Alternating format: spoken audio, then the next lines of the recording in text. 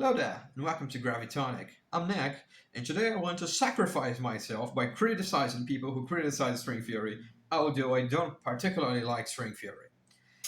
And I've been waiting to do this video for quite a while. I think it was one of my main motivations for this channel, actually, because everywhere you look within the physics community, there are people criticizing string theory, and it actually gives me physical pain.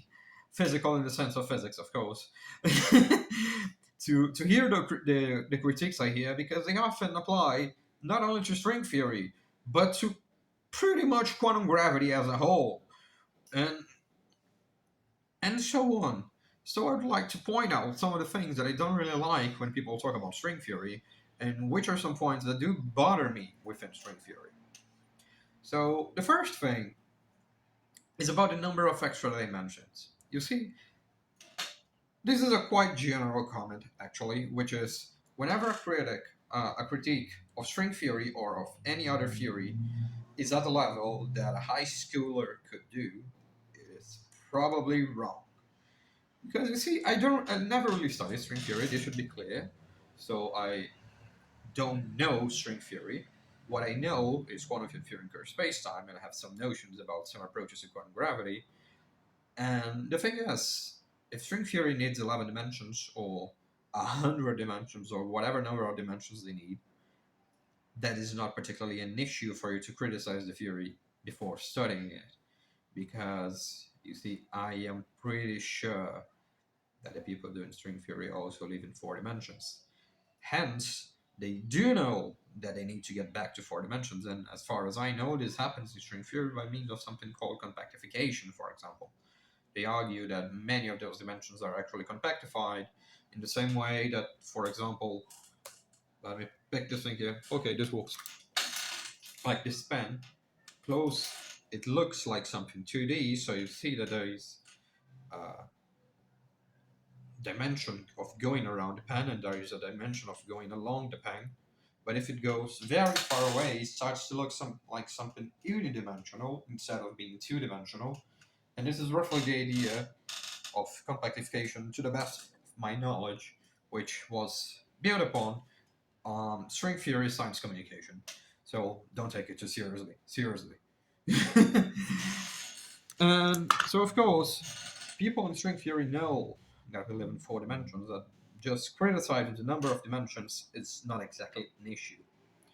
The second thing that I think people often get wrong about string theory, and they hit many things they really shouldn't, is the argument of, oh, but you can't do experiments. When the actual point should be, you can't do experiments yet. And what is or not physics is not determined by whether you can do experiments nowadays. You see, in fact, general relativity 100 years ago predicted gravitational waves that were just detected a few years ago. So, for all this time, most gravitational waves or studying gravitational waves or whatever, not really physics, and suddenly turned into physics because we made one detection.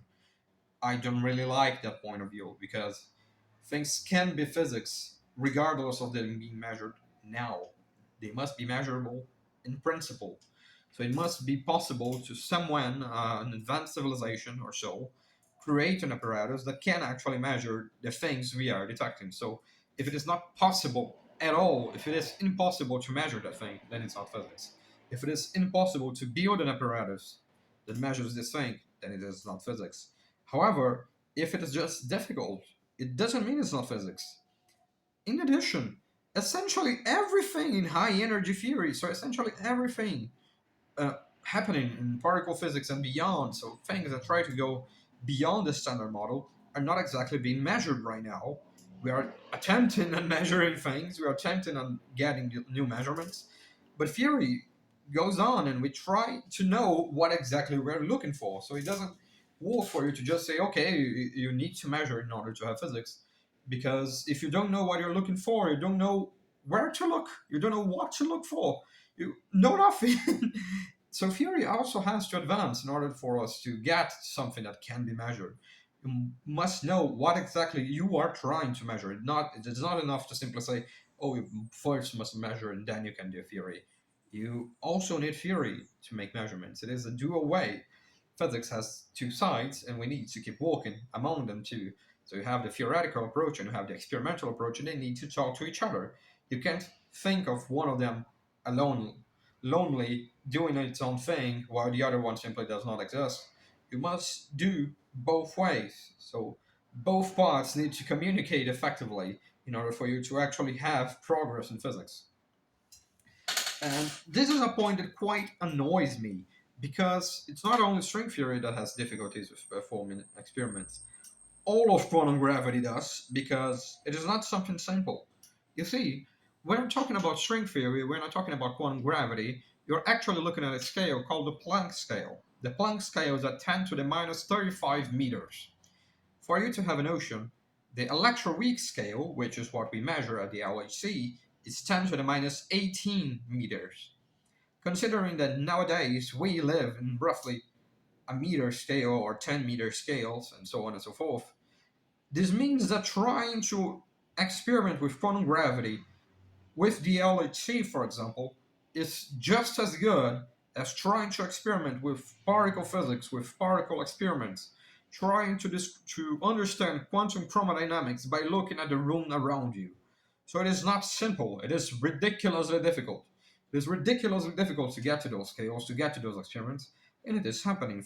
People are proposing new experiments using gravitational waves, and so in order to try to probe those scales, but it is a difficult thing. It is a really difficult thing. It is one of the most difficult things that one can do in physics, and I'm trying not to say the most difficult thing. So that is another problem that I often see when people criticize string theory, and it really, really, really bothers me all of the time. Now, you see, what actually I dislike about all of this is that there are points in string theory that make me a little bit uncomfortable. For example, I've already talked in this channel about how particles are not really something physical, they are actually an interpretation, so they shouldn't be taken too literally when you're doing fundamental physics. Yet, most presentations I've heard of in string theory use particles as a starting point, which means that, in the very least, it's going to make things messy. But to the best of my knowledge, there's also something called the string field theory approach, which is a different thing in which you are actually dealing with fields, and I believe that should clean up the annoyances that I often see. And that's it. You see, most of the I guess I just covered most of the critiques in string theory in pretty much 2 points.